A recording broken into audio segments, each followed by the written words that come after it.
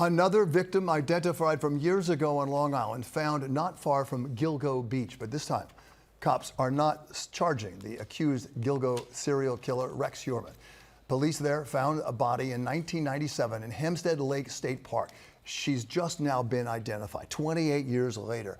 The body of this woman and her 2-year-old daughter also discovered. A complicated case of identification. That's what this was. And the big question now remaining, who killed them? And why? Eyewitness News reporter Anthony Carlo live in Brooklyn, where the victim used to live. Anthony. Well, Bill, after quite some time, investigators finally have some momentum in answering those very questions. And as we stand on the very block that mother and daughter lived on prior to being killed, their bodies dumped miles away on Long Island, this investigation is no longer at a dead end.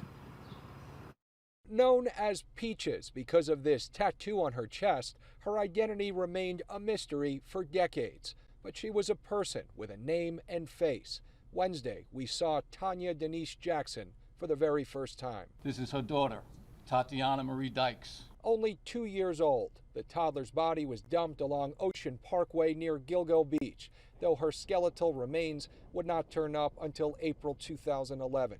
Her mother's torso found in a container in Hempstead 14 years prior. Knowing the identities of the mom and the little baby is just a first step to help us get to solving these murders. Nassau County Police showed the jewelry recovered from their bodies. The 26-year-old Army vet recently laid to rest with her daughter in Alabama.